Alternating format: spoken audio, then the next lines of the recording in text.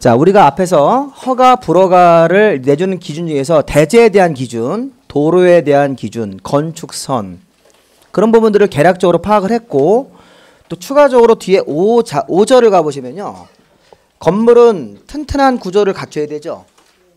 이 구조가 요즘에 최고 이게 이제 뜨는 분야입니다. 건축 분야에서. 이 구조가 뭐 지난번 서해대교도 그게 왜 그렇게 사고 났는지 아직도 좀 약간 미정이라고 하긴 하시는데 이게 다 구조 문제입니다. 구조. 우리 건축물 자체가 안전하지 못한 구조. 무슨 뭐 마우라 리조트 사고 나고 자꾸 안전사고가 나면 정부가 이제 구조 쪽에 이런 그 신경을 많이 쓴다고요. 그래서 기존 건물이 한 20년 되면 구조를 한번 살펴봐야 됩니까? 콘크리트 강도를 한번 좀 봐야 되고 그 철근 같은 거에 어떤 부식 상태 이런 걸 좀 봐야 된다고. 그래서 이 구조 쪽을 많이 요즘에 강조해요. 특히 이제 이 부분이 그 경주 예전에 그 리조트 사고 나고 나서부터 이게 많이 규제가 강화됐어요. 그래서 이제 내진 설계 이런 것도 막 나오고 거기 보면 중간에 거기 내진 성능 확보 이런 거 해야 됩니까? 예, 그래서 어떤 건물이 내진 성의를 받는 거고 이런 것들을 이제 건축부에서 살펴보고 그 해당 사항이 있으면 그 관련 4가지 규정이 있습니다. 이게 사실 구조 내력이라는 용어가 나오는데 구조 분야에서는 구조 내력, 건물 자체는 각종 진동이나 충격에 건질 수 있는 내력, 튼튼한 힘이 있어야 된다. 그런데 그 구조 내력을 갖추기 위해서 우리 행정관청이 살펴보는 대상이 양가로 이번에 4가지가 있다고. 박스 안에 4개 있죠? 네, 근데 지금 이게 조금 이게 어려워요, 이 부분이. 제가 이제 몇 가지 이제 중요한 것만 설명을 드릴 건데 이 구조 안전 확인 대상으로 4가지 관련 조항이 있어요. 이렇게. 네, 그리고 이제 이게 끝나고 나면 옆에 방화지구안에서는 건축물을 뭐 주요 구조물을 내화 구조를 써야 된다. 뭐 직통 계단을 설치해라. 이런 것들이 이게 방화지구안에서는 어떤 재료를 써야 된다. 이게 다 재료입니다. 재료. 구조 부분이 있고 재료 부분이 있고. 그다음에 이 설비에서는 아까 제일 중요한 거 승강기 있었죠. 예, 건축물 안에 들어가서 이 건축물의 이제 가치를 높여주는 각종 설비들이 있는데 여러 가지 설비가 있는데 다른 건 필요 없고 승강기 설치 규정하고 비상용 승강기 이런 거. 그리고 아까 승강기는 봤죠. 그럼 승강기는 건축주가 6층 이상으로서 연면적이 얼마 이상이면 2000제곱미터 이상이면 승강기를 반드시 해야 한다. 6층 이상 이거나예요? 으로써요? 말장난. 예, 으로써. 이게 6층 이상 으로써 연면적 2000 이상 2가지가 동시 충족이면 승강기를 반드시 해야 되는 건물이 된다. 안 하면 처벌받는다. 하나라도 조건이 빠지면 승강기 의무는 아니다. 건축주가 임의적으로 하는 것이고 비상용 승강기는 높이가 31m를 초과하는 건물이면 일반 승용 승강기 이외에 비상용 승강기를 추가적으로 더 만드셔야 돼요. 승강기 비상용 승강기가 뭐냐면 높이가 31m를 넘어가면요. 보통 우리 건축법은 1m를 4m를 보통 한계층으로 봅니다. 그래서 만약 2층짜리 건물이면 높이가 한 8m 정도 된다고 생각하시면 돼요. 그럼 그거를 31m니까 4로 나누면 4, 7, 28, 4, 8, 32죠. 31m면 그 대충 한 8층 정도 되는 건물 높이가 되면 층으로 계산했을 때 간단하게 높이가 31m를 초과하는 건물이면 일반 승용 승강기 이외에 비상용 승강기를 추가적으로 더 만들어야 합니다. 승강기를 3대를 만들면 2대는 비상용을 하라는 거야. 비상용 승강기는 더 넓고 사람들을 많이 태우고 더 빨리 움직이는 승강기라고 생각하시면 돼요. 우리 승강기가 건물에 이렇게 4대가 있는데 승강기 규모가 좀 작은 게 한 2대 있고 큰 게 2대 있죠. 그런 느낌 받아보셨습니까? 오피스텔 이런 데 가보면 승강기가 똑같은 사이즈로 있는 게 아니라 그렇게 해도 되긴 돼요. 되긴 되는데 이게 이제 높이가 31m를 넘어가는 건물이 되면 일반 승강기보다 더 성능이 좋은 비상용 승강기를 하셔야 된다고요. 근데 그게 이제 일반 승강기가 4대 들어가는데 그중에 2대는 비상용 승강기라 이런 식의 해석이 나와야 된다고 나중에. 근데 그렇게 이제 세부적인 사항으로 들어가려고 하면 이제 승강기 기사 시험 쪽으로 넘어가는 거예요, 이게. 거기까지는 알 필요 없고 그냥 승강기는 그 일반 승용 승강기 설치하는 의무 규정하고 비상용 승강기 설치하는 의무 규정 이런 걸 이제 보셔서 비상용 승강기는 높이예요, 층이에요. 높이가 31m를 초과하는 건물이면 일반 승강기 설치하면서 추가적으로 비상용 승강기를 더 만드셔야 돼요. 그 얘기는 승강기 4대 중에 2대는 비상용 구조를 만들어라. 그래서 이제 움직이는 속도가 훨씬 더 빠릅니다. 속도가 이게 보통 1초당 1m 보통 움직이 승강기가 보통 그렇죠. 저기 뭐 고속 승강기는 훨씬 더 빨리 움직입니다. 그래서 금방 쫙 올라가지 않습니까, 이렇게? 승강기 중에 제일 느린 게 1초당 굉장히 움직이는 속도가 늦은 게 있어요. 뭐 1초당 한 50cm나 40cm밖에 안 갑니다. 그 어디 가면 되냐면 육교에 가면 있어요. 육교 승강기 붙어있는 육교 있죠. 근데 장애인들 타시고 노인들 타시니까 승강기가 타면 한층 내려가는데 한참 걸려. 세월이요. 윙 하고 가는데 세월입니다. 이렇게. 한번 타보시면 답답해서 죽어요. 승강기 타면 이거. 그래서 이게 천천히 움직이죠. 노약자분이나 우리 저기 노인병원 승강기는 되게 느립니다. 이게 그 움직이시는 거 부분이. 근데 이제 그게 비상용 승강기는 더 빨리 움직인다는 얘기예요. 초당 이동 속도가 빠르고 그리고 이제 더 많이 태우고 승강기를. 뭐 이런 게 비상용 승강기인데 나중에 한번 좀 해드리고요. 지금 중요한 거는 이거네요. 구조 분야에서는 건물이 튼튼해야 된다는 얘기고 재료는 뭐 화재 예방을 위해서 무슨 재료를 써야 되고 뭐 이렇게 내수 이런 게 있어요. 물에 견딜 수 있는 그런 재료를 써야 되는 게 있어요. 근데 이거는 우리가 공부할 부분이 아니라고요. 이게 전문 분야이기 때문에. 그 설비도 뭐 전기 이런 건 안 하고 뭐만 하시면 돼요. 승강기 같은 것들 한번 봐면 돼요. 이런 걸 우리 시험 문제의 목적상 이 부분이 원래 되게 범위가 넓어요. 우리 재료 부분 들어가고요. 굉장히 전문적으로 들어갑니다. 이게. 근데 우리가 그 시험 문제 공부할 필요가 없습니다. 이 건축 기사 시험 문제라든가 건축사 이런 거 할 때는 자세히 보시는데 자 그럼 구조에서 하나 좀 볼게요. 자 구조가 이겁니다. 아까 제가 건축 허가를 받는 건물이 몇 조예요? 11조 건물이죠. 일단 이게 기준입니다. 거기 뭐라고 써있나 보세요.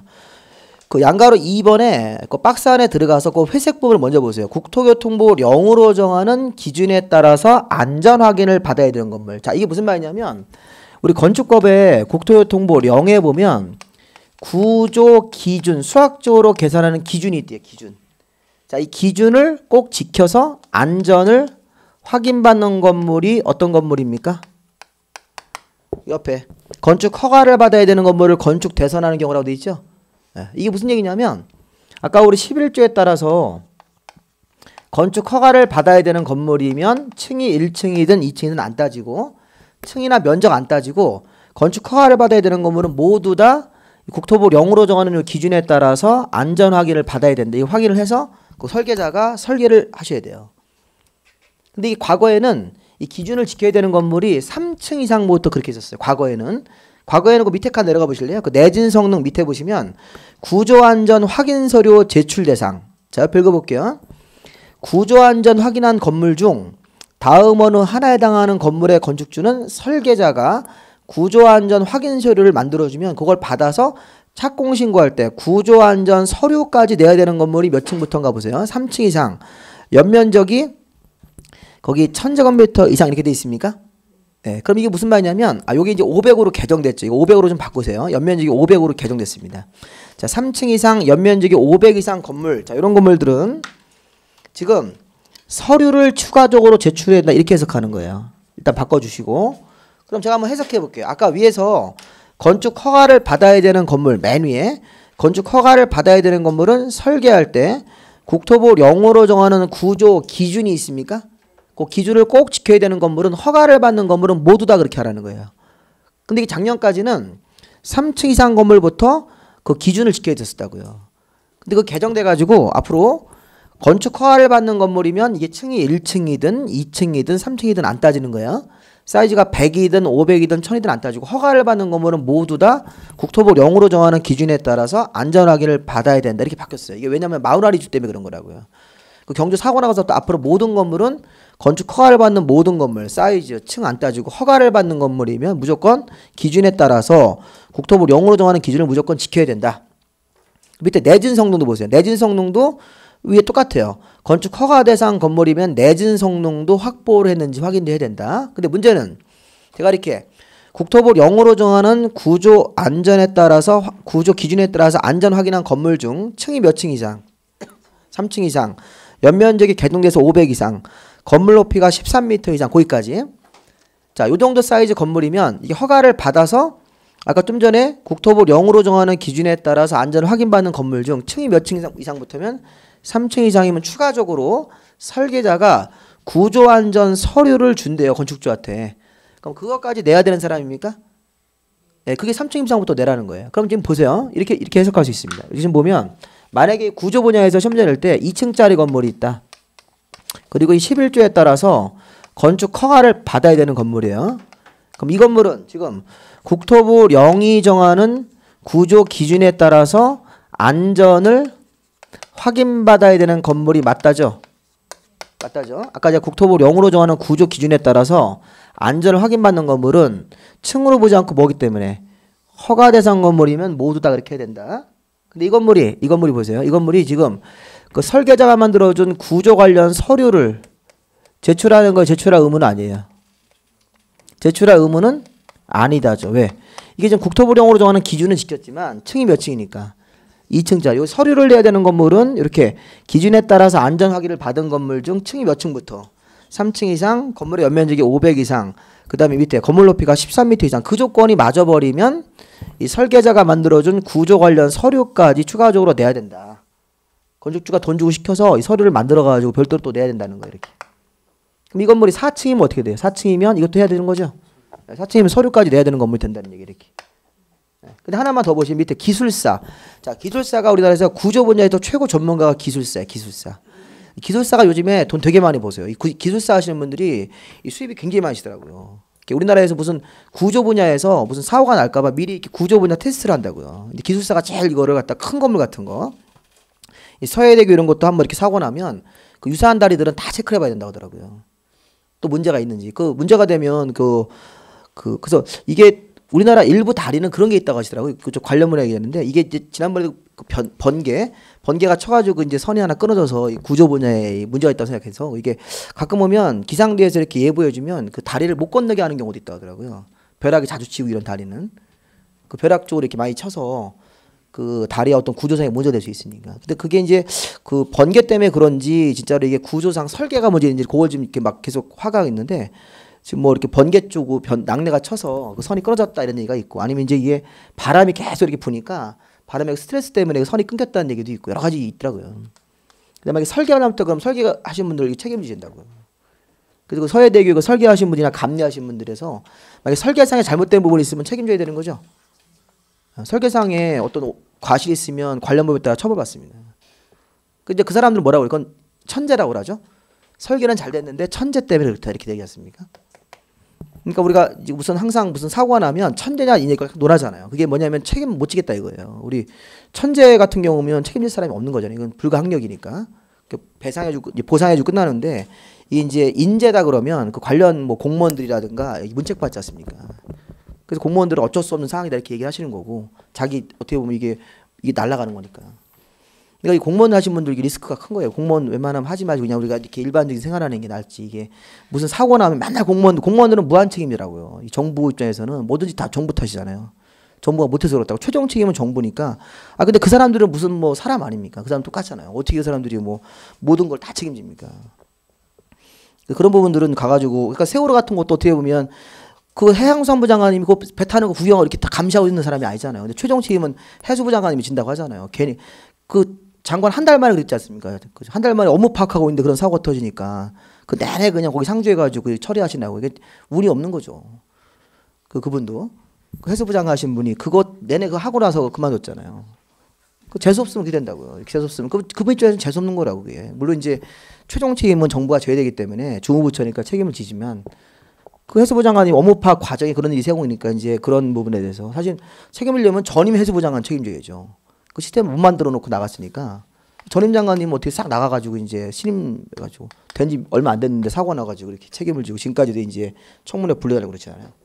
보면 좀 안타깝죠 그런 거 부분들은. 그러니까 공무원들이 그런 리스크가 있어서 자, 좀 중요한 거는 여기서 그냥 하나만 더 보시면 기술사가 구조 분야 최고 전문가인데 그럼 이 보세요 6층 이상이라고 되어 있습니까? 또 하나 또 기준이 올라갔어요. 그럼 기술사한테 협력받는 건물 이렇다는 거예요. 기술사 협력 대상은 여기서 만약에 층이 4층이면 지금 이 건물을 지을 때 설계자가 기술사한테 찾아가서 협력할 의무는 없다는 겁니다. 이렇게. 이게 다시 또 7층으로 바뀌면 이것도 받아야 되는 거죠. 이렇게. 그렇죠. 그래서 기준이 7층짜리 건물이고 허가받은 건물이면 이 지금 구조 분야의 대표적 세 가지 규정에 다 걸리는 거예요.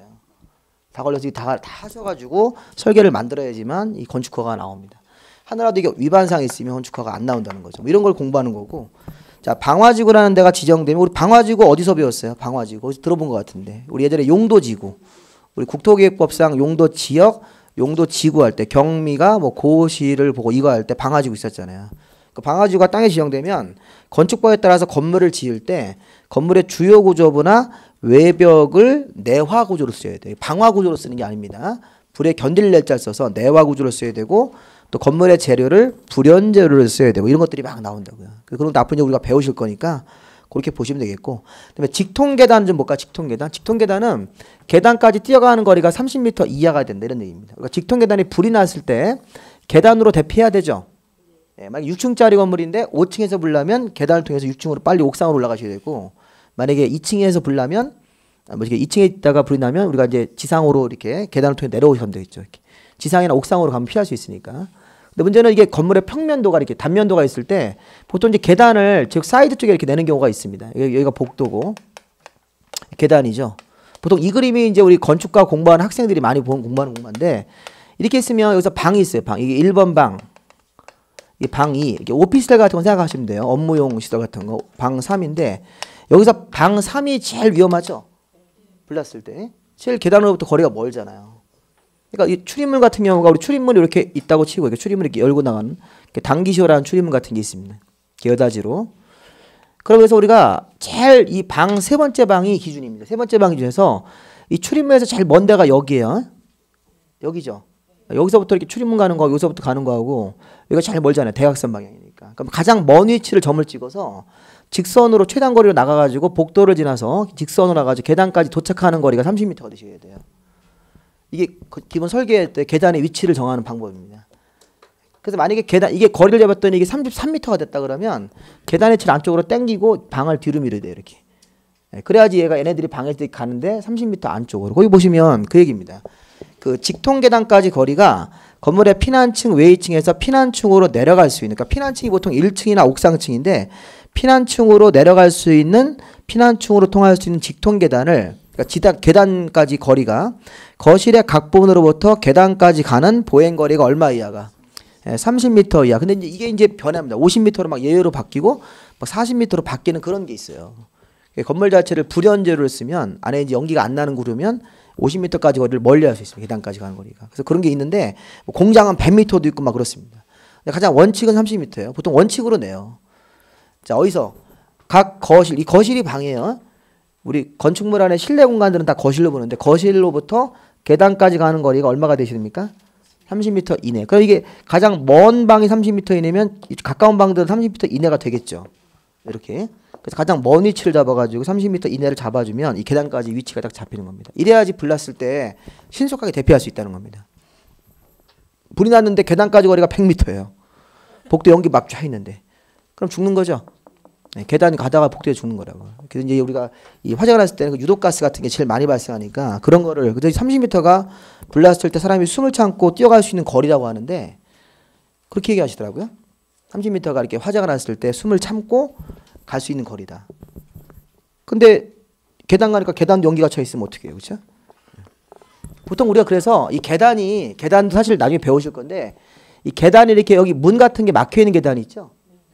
그래서 계단이라는 게 여기 보면 안에 내실이 하나 있고 또 계단이 또 있어요. 여기 문이 두 개가 있죠. 이렇게 갑종방암이라서 쇠문으로 두 개가 있는 이런 계단이 있어요.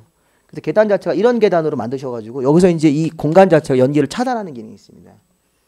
계단 우리 가보면 이렇게 복도인데 여기 문을 열고 들어가야 되는 계단이 있어요. 안에 들어가니까 또 방이 하나 있어요. 이렇게. 또 여기 쇠문을 열고 철문을 열고 들어가면 계단이 나온다고요. 이런 형태로 만들어서 이 복도 쪽으로 계단이 못 들어오게 차단하는 그런 계단이 있죠. 그런 계단 같은 게 이제 나중에 이제 배우실 건데, 그래서 계단도 뭐 여러 가지 종류가 있고 이제 그런 불났을 때 차단 기능, 열과 연기를 차단하는 기능, 그런 것들이 나중에 이제 배우십니다. 자, 나머지는 필요 없고요. 뒤에 가보시면 건축물의 뭐 높이 이런 거 나오는데 이런 것도 우리가 전문 용어니까 뭐 면적 산정할 때 뭐 건축 면적 산정할 때 대지 면적, 건축 면적, 바닥 면적, 연면적, 그거 한번 우리 정의나 한번 내려볼까요? 자, 우리 건물을 지을 때는 여러 가지 면적 관련 용어가 있는데요. 자, 우선 건물을 짓는 땅을 우리가 뭐라고 봅니까? 대지라고 부르는 거죠. 대지. 그러니까 대지는 말 그대로 대지가, 그리고 대지를 면적 짤 때는 수평 투영 면적으로 한다. 이게 무슨 얘기예요? 대지가 이렇게 울퉁불퉁하더라도 평평하다는 가정을 해가지고 면적을 잰다, 그런 뜻입니다. 그럼 건물에 대지 면적이 있으면 이 대지 면적 위에 이제 건물이 세워지죠. 네, 그래서 우리 옛날에 이제 그 건폐율 공식을 보면 건폐율 공식이 건폐율이 50%다. 50% 이하 그러면 분모가 대지 면적이고 위에가 뭐였었어요? 건축 면적이죠.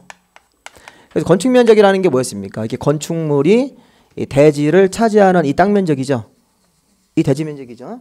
실제 건축물이 이렇게 세워졌을 때 건축물을 만약에 들었다면 이 자국이 남는 이 부분 면적을 건축 면적이라고 재는데, 사실은 정확한 측정 방법은 그 건축 면적은 이 건축물이 대지를 차지하는 그 땅 바닥 면적인데 정확한 측정 방법은 외벽의 중심선으로 둘러싸인 부분의 면적으로 한다 이렇게 돼 있어요.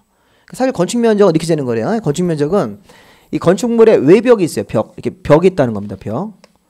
외벽이 10cm가 이렇게 있고 또 건축물에 외벽 10cm가 있습니까?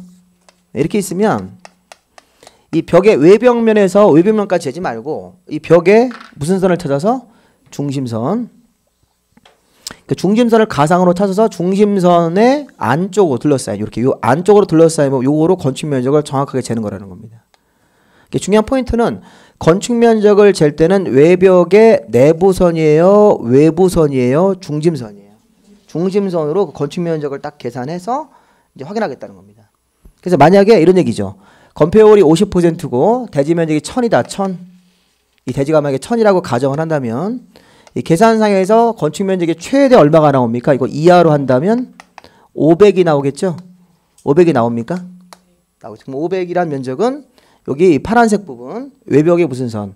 중심선, 중심선으로 해서 이 안쪽 부분이 500이 되게 설계하면 된다는 거죠. 무슨 말인지 아셨어요? 일단 계산을 하면 건축 면적이 500이라고 나온다고요. 60%면 600을 주는 거고. 그러니까 이 땅에 대해서 우리 옛날에 외웠었잖아요. 땅 옛날에 무슨 뭐 3종 일반 주거 지역이면 여기서 허용되는 건폐율이 50% 이하니까 내 땅이 100이 1000이 있으니까 50%만 건물을 줘라.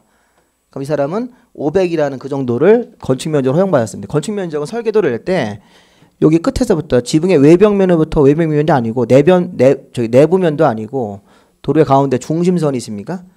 네, 그 중심선을 가지고 안쪽으로 재서 그다음에 이제 바닥 면적, 건축 면적 밑에 바닥 면적이라는 것도 기억법만 보세요. 바닥 면적은 건물의 각 층별로 1층 바닥, 2층 바닥, 그래서 각 층별로 벽이나 기둥의 중심선으로 둘러싸인 부분에 이것도 면적이다. 그러니까 똑같아요. 바닥 면적도 1층 바닥, 2층 바닥 면적 잴 때도 벽이나 기둥의 무슨 선이다. 그것도 중심선이다. 그래서 건축 면적도 똑같이 아까 우리 외벽의 중심선으로 재듯이 1층 바닥, 2층 바닥 면적도 지금 보세요. 이 상태에서 이 건축 면적은 참고로 좀 보시고 자 1층 바닥 면적이다. 1층 바닥 면적도 벽이나 기둥의 무슨 선입니까? 중심선으로 재서 지금 같은 경우는 이 건축 면적과 1층 바닥 면적은 같다고 보셔도 좋습니다. 만약에 여기가 500이 나왔다. 그럼 2층 바닥 면적도 재면 얼마가 됩니까? 2층이다. 그럼 2층도 이 벽이나 기둥의 무슨 선이다. 중심선으로 500 재는 거죠. 이렇게 500. 이렇게. 3층 바닥 면적도 똑같은 전제로 하면. 근데 이제 건물 자체가 만약에 계단식으로 이렇게 된다든가 아니면 피라미드식으로 이렇게 되어지면 이제 올라가면서 바닥 면적이 줄겠죠. 네, 그런 경우도 있겠죠. 네, 근데 보통 그냥 우리가 일자로 건물을 짓는다면 건물의 바닥 면적은 다 이렇게 500씩 나와서 만약에 4개 층이 올라가면 이게 각 층의 바닥 면적이 500씩 4칸이니까 2000이 되는 거죠. 2000.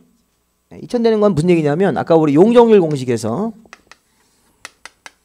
이게 이제 대지가 면적이 1000이면 위에가 뭐였어요? 연면적이라고 되어 있습니까? 연면적이 각 층의 바닥 면적의 합이니까. 만약에 이게 용적률이 200%다. 그럼 이 사람은 1000제곱미터에 200%니까 얼마 진 거예요? 2000? 이 사람은 지금 500씩 해가지고 1층 바닥 면적 500, 2층 바닥 면적 500, 3층도 500, 4층도 500을 지으면 4칸 지으면 얼마 진 거예요? 2000이니까 더 이상 못 짓는 거죠. 그래서 이게 연면적 개념이니까 거기 보면 뭐 건축 면적, 바닥 면적, 연면적이라는 걸 보면서 그 연면적이라는 게 원래 지하층을 포함한 각 층의 바닥 면적이 합이다. 그러니까 각 층의 바닥 면적을 다 더하면 연면적이라는 거예요. 근데 뭐 용적률 계산할 때는 몇 개 빼는 게 있는데 그건 나중에 우리가 보시면서 확인하시면 되겠습니다. 자, 그다음에 우리 건축물의 높이 산정이라는 게 있는데 그 건물의 높이 산정은 뭐 다른 거 없이 건물의 높이를 어떻게 잽니까? 지표면으로부터 건물 상단까지다. 근데 1층 전체가 피로티가 되어 있으면 그 피로티 부분은 빼고 옥상에 승강기탑, 계단탑이 있을 때도 10m를 넘는 부분이 있으면 넘는 부분을 뺀다. 자, 우리 한번 볼까요? 간단한 겁니다. 이거 원리가. 자, 우리 건물의 높이는 지표로부터 건물 상단까지 이렇게 지표로부터 건물이 이렇게 세워지면 이 건물의 요 맨 윗부분이 상단이에요. 상단. 지표로부터 상단까지 이 수직 거리가 건물의 높이로 된다. 이렇게. 만약에 50m 이렇게. 근데 문제는 1층에 뭐가 있으면 1층 전체가 피로티 구조로 돼 있어가지고 거기 통행로나 주차장 이런 거 쓰고 있는 거야. 피로티 높이가 만약에 5다. 그러면 50m에서 얼마를 뺐네. 1층 전체가 피로티면 그 피로티 높이 부분은 제외한다고 돼 있습니까? 예, 그거 다시 한번 보세요. 지표로부터 건물 상단까지의 이 높이가 이 수직 높이 건물의 높이인데 높이 한정할 때 1층 전체가 피로티가 돼 있으면 그 공동주택 뭐 높이 제한 같은 거 따를 때 피로티 층고를 제외하기 때문에 그 5m를 빼라는 겁니다. 그리고 옥상의 승강기탑, 계단탑 이게 무슨 얘기예요? 자, 건물 높이가 좀 보세요. 원래 50m인 줄 알았는데 5m를 지금 뺐습니까? 이 그림에서? 그럼 45m가 된 거죠. 근데 그 상태에서 옥상에 보니까 승강기를 끌어올리는 집 같은 게 하나 더 있대요. 이 승강기탑이라고 그러죠. 네, 옥상 가보면 이런 거 많이 있어요. 옥상에 승강기탑 같은 구조물, 무슨 뭐 망루, 무슨 아니면 뭐 그 승강기탑, 계단탑 이런 게 있는데 보통 승강기탑을 이렇게 알아두세요. 보통 문제에서 이거를 14를 줘요. 14. 그 14를 주면 이게 12를 빼란 얘기예요. 옥상 구조물 이 높이는 건물 높이 12까지는 빼주고 나머지 2m가 남습니까? 네, 그럼 그걸 가산시켜 주는 거예요. 이렇게 건물 높이. 만약에 12로 나오면 가산할 게 없고 빵이고 13으로 나오면 1m만 가산해서 이렇게 더해 주시면 돼요. 그 규칙이 있어요. 근데 그 원리를 좀 알아주셔야 됩니다. 이게 결론만 딱 얘기 제가 한 건데 사실 이게 조건이 맞아야 되긴 하지만 그냥 우리는 이렇게 하시면 돼요. 아까 이 건물 높이는 50m 나왔죠? 지표로부터 상단까지니까 이 상태에서 뭘 빼요? 피로티를 빼죠. 그 다음에 승강기탑이 14면 얼마를 뺀다? 거기서 2를 빼가지고선 더하기 12를 빼서 더하기 2m가 남죠. 그것만 더해가지고 이 건물 높이는 이렇게 해서 47m 이렇게 계산할 줄 알아야 된다고. 이런 게 간평사 문제예요. 그림 하나 던져주고 이 건물 높이를 한번 재보시오. 여기 원하는 조건 찾아가지고. 일단 이 승강기탑에서는 보통 이게 13, 14, 15를 준다고요. 그렇게 주는 이유는 12를 빼는지를 아는지를 물어보는 거예요. 그 12를 왜 빼는지는 나중에 제가 설명을 드릴 테니까 그렇게 빼는 게 기본 규칙입니다. 그렇게 건물 높이를 재는 방법입니다. 그리고 이제 맨 끝에 보시면 5번에 그 층수 있죠. 층수. 층수 있습니까? 네, 그 층수라는 것은 건물에 이제 지상으로만 층을 해가지고 몇 층짜리 건물 이렇게 붙이는 거예요. 63빌딩 몇 층이에요? 60층이죠. 63빌딩 60층이라고 제가 얘기를 많이 했는데 63빌딩 60층입니다. 지상 60층, 지하 3층이라고요. 63빌딩 63층인지 아셨어요? 네. 63층은 없어요. 엘리베이터에 지상에. 63빌딩 엘리베이터는 지상 60층이 마지막 층이에요. 그 지하가 3개 층이 있습니다. 주차장으로 쓰라고. 그래서 63이라고 부르는 거예요. 지상과 지하의 층을 합쳐가지고. 근데 63빌딩은 지상 60층짜리 건물이라고요. 근데 문제는 그렇게 63빌딩처럼 층수를 열 때는 지상만 세는 거예요. 지상만. 지하가 몇 개 층인지는 건물의 층을 부를 때 그럼 부르면 안 된다고. 만약에 지상으로 20층이 있고 지하로 10층이 있으면 그걸 30층짜리 건물이라는 사람은 없잖아요. 지상 20층 이렇게 얘기하는 거지. 건물의 층수는 지상으로만 세는 거야. 그런데 층의 구분이 명확하지 아니한 건물이 있다. 그런 건물이 있어요. 우리 야구장 같은 거. 저기 우리 그 가산에 우리 그 야구장 있죠? 구로에. 고척동에. 그 돔구장은요. 몇 층짜리 건물인지 알 수가 없죠. 안에가 이렇게 하나의 운동하라고 이렇게 실내 공간이 되어 있습니까? 이렇게. 우리 돔구장이 안에가 다 뻥 뚫려 하나의 공간이죠. 근데 이게 몇 층짜리를 보셔야 돼요, 이거. 이게 만약에 높이가 40m다 그러면요. 이게 4m로 나눠가지고 하나의 층으로 보는 거예요, 이렇게. 그 대충 10층짜리 건물로 보겠다는 거죠. 네. 그러니까 보면 거기 아까 그랬죠, 제가. 건축법에서는 4m를 하나의 층으로 본다고요. 그러니까 돔구장 높이를 재가지고 40m라고 그런다면 그게 1층씩, 3m씩 1층을 주는 거예요. 그래서 계략적으로 10층짜리 건물로 판단하는 거지. 층은 원래 건물 안에 들어가서 층 구분이 돼서야 층을 할 수 있는 거잖아요. 또 경우에 따라서는 건물의 층이 서로 다른 경우에는 가장 많은 층을 건물의 층으로 본다. 이건 무슨 말이냐면요. 이런 거죠. 이게 뭐 이렇게 되는 거죠. 이렇게. 이런 식의 건물이 있습니다. 하나의 건물인데 여기까지는 10층, 여기까지는 여기는 20층, 여기는 30층짜리 건물입니다. 그럼 하나의 건물인데 건물이 이렇게 부분에 따라 층을 달리하죠. 좌측 부분은 10층, 중간 부분은 20층, 여기 오른쪽 부분은 30층이라고 이렇게. 그러니까 이거는 건물을 30층짜리 건물로 봐야 돼요. 평균 내가지고 15층짜리 건물로 보셔야 돼요. 당연히 30층이죠. 가장 많은 층을 건물의 층으로 봐야지. 왜 이걸 왜 평균을 내요? 그걸 보면 니은번에 그것도 시험 문제에서 의외로 많이 납니다. 건물의 층이 서로 다르다. 그럼 건물이 하나의 건물인데 이 좌측 부분하고 중간 부분하고 오른쪽 부분의 층원성이 다르게 되어 있습니다. 계단식 건물이라는 얘기 쉽게 옆에서 보면. 그럼 가장 많은 층을 건물의 층으로 본다. 이렇게 해서 그 정도 마무리 하셔가지고 너무 자세한 거는 뭐 보실 필요 없고요. 자, 여기까지 하시면 되고 나머지 뒤에 뭐 특별건축구역, 특별가로구역은 건축법을 이제 규제를 완화하는 거니까 나중에 우리가 뒤에 가서 보시고 우리 다음 주에 우리가 주택법하고 농지법을 정리를 하시면 되겠습니다. 이렇게 해서 이제 마무리 하시는 걸로 하겠습니다. 자, 수고하셨습니다. 네.